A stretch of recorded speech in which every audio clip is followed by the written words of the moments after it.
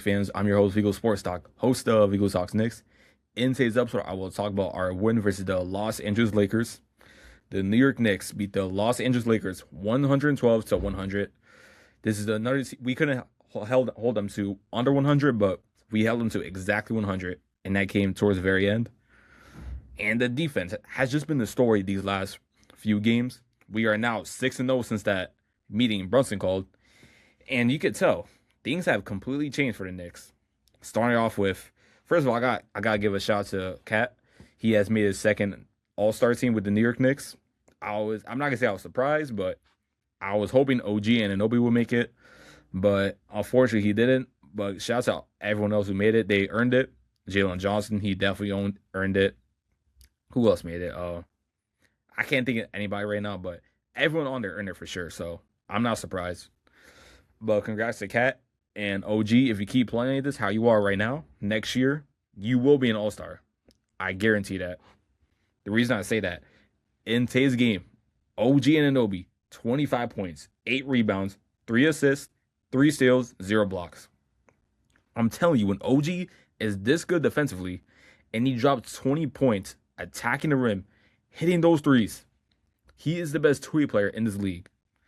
If he was playing this from the start of the season till now, he would have been an All-Star by now. But I will admit, there are some games where he drops maybe 10 points. He's not consistent. He plays inconsistent sometimes. You can say that about a lot of NBA players. But if he was a consistent player dropping not even 20, maybe 18 points a game, 2 steals, 2 blocks, this good defensively, he could easily be an All-Star. And I guarantee that. But we're not focused on the OG and Anunoby. We're focused on the win. This was a very hard-fought win versus a really good Lakers team with Luka, LeBron.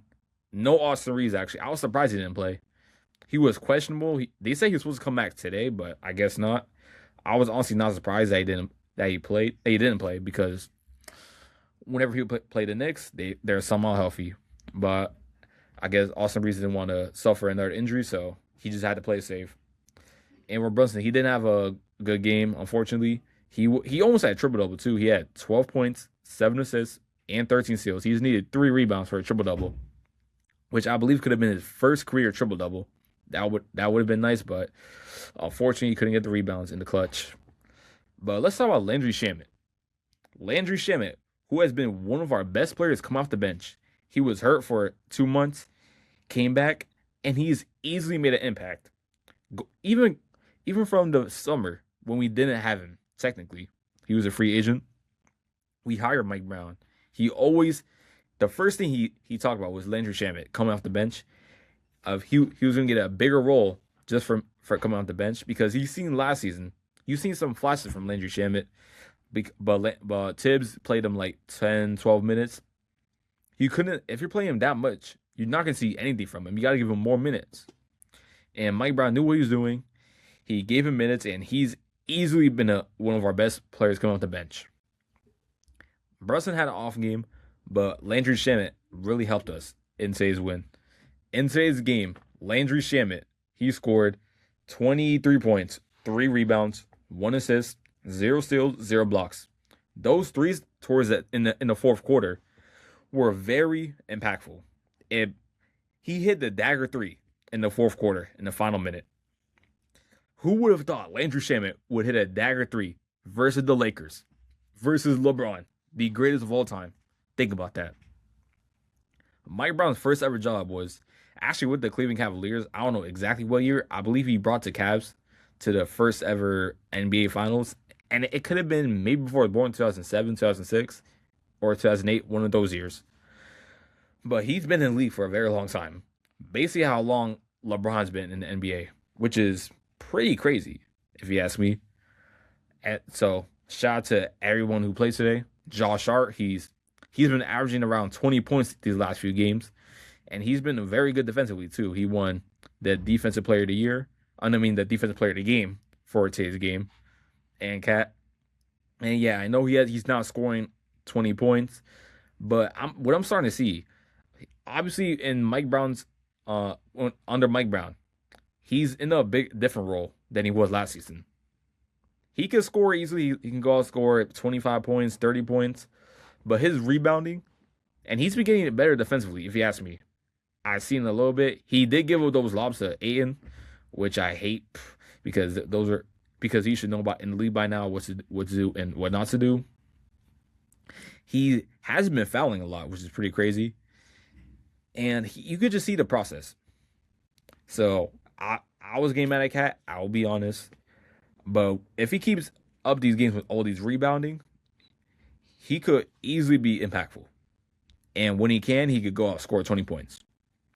And Bridges, his defense has been really good. He just has to score a little bit more, and he'll be good. Now, for today's game, what I feel like we should have improved on was obviously you're going against one of the best players in the NBA, Luka.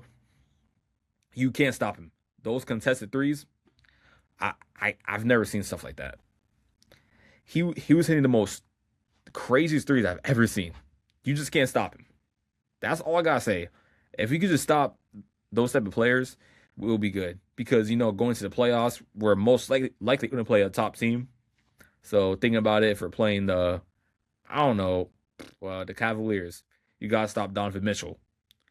You can't let him score 30 points, or Evan Mobley, or maybe the Magic. You can't let Boncaro drop 30. You can't let Franz Wagner drop 30. You just gotta hold these superstars under at least 20 points. And if you do that, we are easily one of the best teams in the Eastern Conference. We're now tied with the Celtics for the second seed. And if we keep this winning streak going, we could keep that second seed. We just can't mess up anything as of right now because how competitive and close our division is, the conference, we just can't mess up because one loss, we drop to the fifth seed. We can't let that happen. So if we keep this win streak going, especially with the teams we're playing, we play the Wizards, but I know we play a lot of good teams next upcoming games, the Pistons, the Sixers. We beat the Sixers not too long ago, so hopefully we could beat them again. We got blown out by the Pistons, but that was when our defense was straight out horrible and we just couldn't stop anything. So who knows? Maybe we could beat them and show we are one of the best teams in the league. We gotta show that. We gotta get our get back. I know we beat them last year, but we can't let them blow us out again. They came out there with revenge. We gotta come out with more revenge. That's all I gotta say for today's episode.